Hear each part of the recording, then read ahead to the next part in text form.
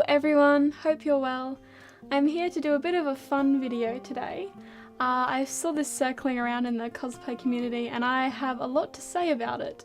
And the topic is stupid things I've done for cosplay.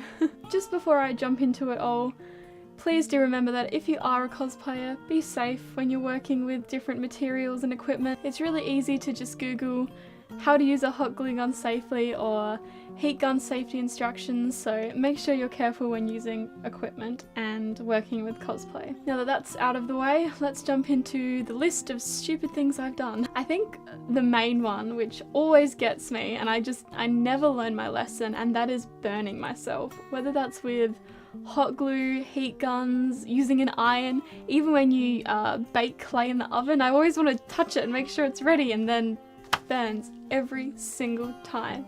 I know you can use gloves, but especially when you're hot gluing small details onto a costume, I want to be able to put it in there and not have clunky gloves to get in the way. I'm definitely better than how I used to be, but I'm still a bit of an idiot when using heat and in cosplay. Another one which I think is actually quite common, and that is cosplaying characters that don't really suit the weather of a convention. I definitely don't do that anymore, but back when I first started, I used to just want to cosplay all the characters and not give a shit about the heat or the cold. And I remember one of my earlier conventions, I wanted to do Edward Elric from Full Metal Alchemist, and you know, he has that under jacket and then his huge jacket, and I did a female version, so I had a skirt on, so that was fine. But I'm talking like 30-35 degrees, in the heat of the convention, walking around in these two jackets, and like I had heaps of fun, but all of the pictures of me, I had really pink cheeks because I was really warm the entire convention. I must admit, I definitely prefer cold conventions though, because even if it's cold outside, inside the convention isn't too bad. I did Snow Bunny in Italy a while ago, and that convention was very cool. It was in the middle of winter, so it wasn't too bad inside the convention, but walking to and from where it was held was not that much fun. This next one isn't necessarily stupid, but it definitely looked stupid. Before I actually had a mannequin to hold all my cosplay pieces, I would get a pillow and I would stack it up with shirts, and then I'd put a bra over it and stuff that with socks, and then put a shirt over it so it worked as a mannequin, so that way I could put tight pieces on it and then work on the tight pieces so it would fit me nicely. And I just remember this one time, I can't even remember what I was working on, but my dad came into my room and just saw me with this weird like Frankenstein body on my bed, and he was just completely confused by it. Oh, this one is absolutely horrible, and I would recommend not doing this ever. But there were some instances in cosplays where either I wasn't very good at sewing, or I couldn't sew the pieces because they were too thick. And a good example of this is when I was working on Sheik from Legend of Zelda. I had the leggings on and I needed to get kind of these armor fabric pieces on, and I thought, okay, I can do this. So I would hot glue part of the leggings and then press the fabric onto it while they were on me. And for the most part, I would put baking paper between my skin and the leggings so I wouldn't burn myself, but I didn't do this the whole time, and I know, looking back, it sounds so stupid and it hurt and I had some burns, but oh my gosh, I was rushing to get that costume finished, and yep, that is definitely a shameful and stupid thing I've done for cosplay.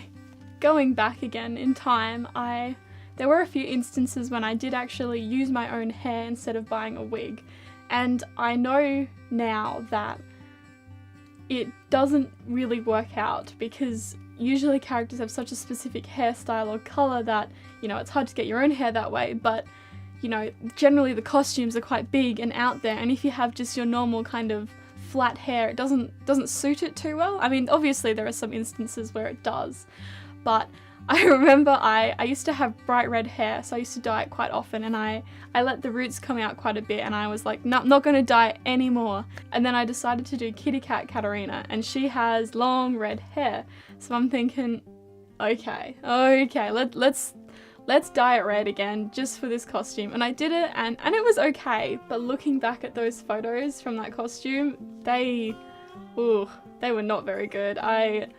my hair was a little bit too dark for it to be Katarina, and it just did not suit the game style of her costume. I later went back and actually bought a wig for her and did some proper photos, and they turned out fabulous, but I kind of learnt my lesson there not to do that. Probably noticing a bit of a trend. A lot of the stupid stuff I did when I first started, I mean, I've learnt my lesson on a lot of this. And one thing I did, and this is actually a good tip for beginner cosplayers, quite a few years ago now, I did Alexstrasza from World of Warcraft, and it was my first time making armour. I decided to make her armour out of thin craft foam, and then I went on to cover it in a kind of red suede fabric. And the reason I decided to do this is because I didn't necessarily want to paint and put all that effort into, you know, painting the very game style armour, and then I didn't want it to get damaged because the armour turned out quite thin and it could have been crushed quite easily if it had come into contact with something else. And although the armour did actually turn out looking quite cool because I did add some little scales onto the fabric actually ended up costing me quite a lot. Not like a shit ton of money, but enough to put a bit of a dent in a high school student. And I think that there are some other cases as well where I could have used cheaper ways to do things, and just because I was so uncertain about how the armour worked and what I was going to do, I think I could have used cheaper materials or just gone ahead and painted it, because after the convention, you know, I stored the costume, held on to it for a little while, and then I improved so much that I wasn't happy with how it was made anymore, so I pretty much just got rid of it. There wasn't a lot I could do with it anymore. And I think that it really would have been beneficial to me to use cheaper things, even if they wouldn't have looked as perfect, just because that way I could have practiced more and not have spent as much money on materials. This one's a bit of a specific instance, but I cosplayed Yuki Kaze from Kantai Collection, and if you know that series, most of the girls had these ridiculous heels with these little torpedoes on them. So I was very determined to get the costume as accurate as I could, so I went to the op shop, bought some quite big heels, actually quite nice shoes, and then added little torpedoes and painted them. And I was putting them on, wearing them on, and think, oh yeah, you know, this is okay, I can deal with this. And then, bless my friend Steph, she told me to bring some flats to the convention, just in case. So I was like, oh yeah, fine, I won't need them, but alright. And let me tell you, I goddamn needed them, because literally 15 minutes of walking around in them and I was like, holy shit, this is not working out, and I am sore and tired already, and oh my gosh. So note to self, if you have huge heels to a convention, bring some flats, even if it's just so when you're having lunch or sitting down, bring something comfortable to change into. Another thing that a lot of cosplayers do are photo shoots, and oh my gosh, have I been in some shit because of photo shoots. I remember when I was shooting Toothless, first of all, I was actually quite sick, but it was a perfect day for photos and I was very determined to get some.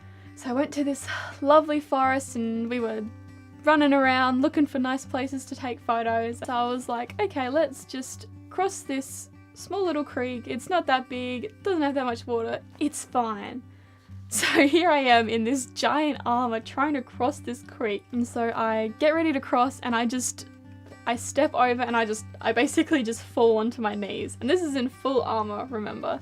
Thank God I went crazy with the painting and the ceiling and all of that stuff, so the armor was perfectly fine. Definitely took a while for me to get up and get back to taking photos.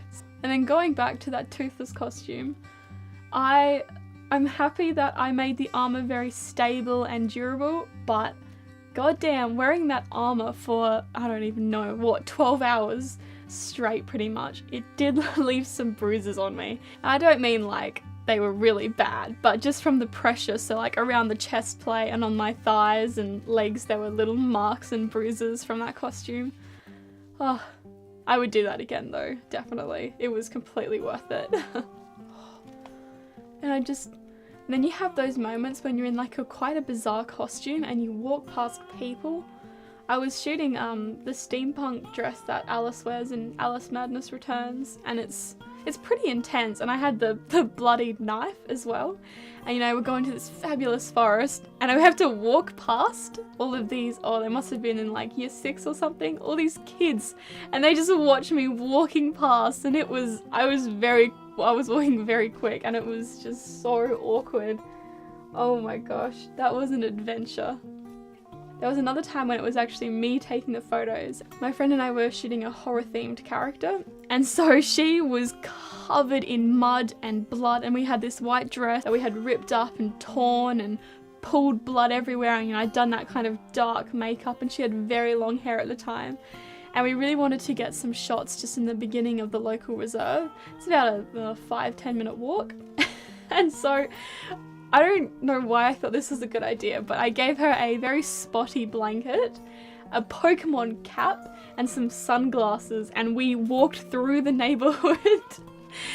And like, it looked even more ridiculous because you could see like the gory makeup sticking through, and then this weird like blanket and hat, and that was, I don't think we ran into anyone like full on, but I'm sure there was some people who were looking outside of their house being like, what the fuck is going on here?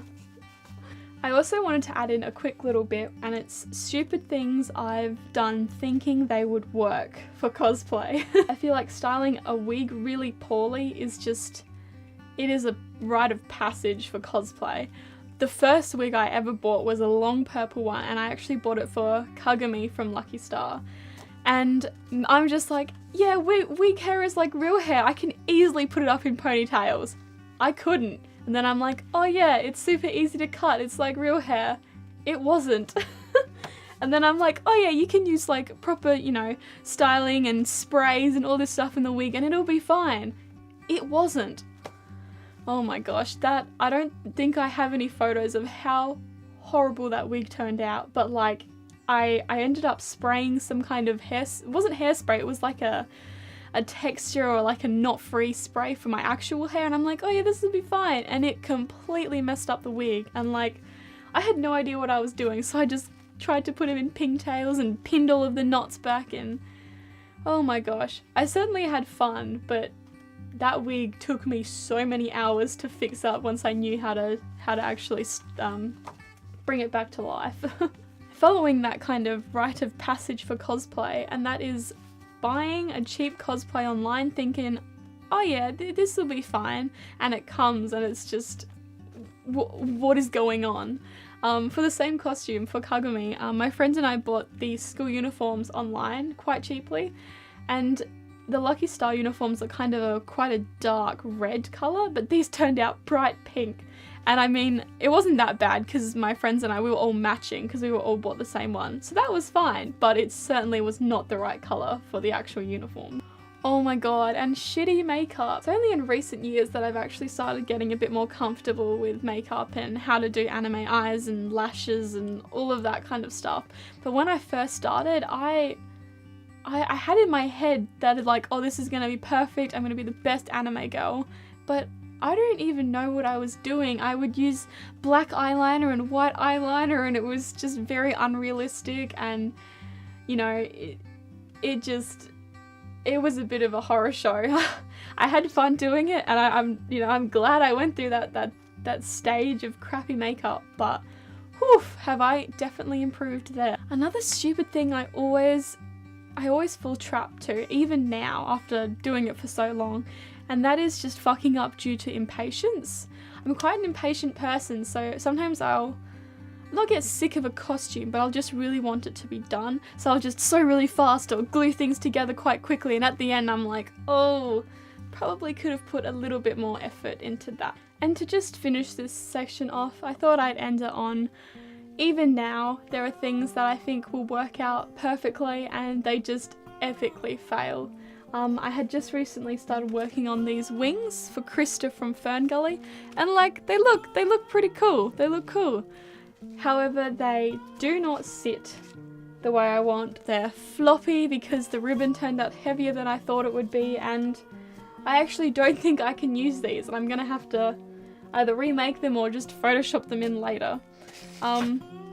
But just as a cosplayer, remember that things don't always work out, and that's fine. Even the pros, I can promise you, fuck up a lot of the time. I mean, it's very easy to hide that stuff on social media, but I'm sure everybody does something stupid once in a while.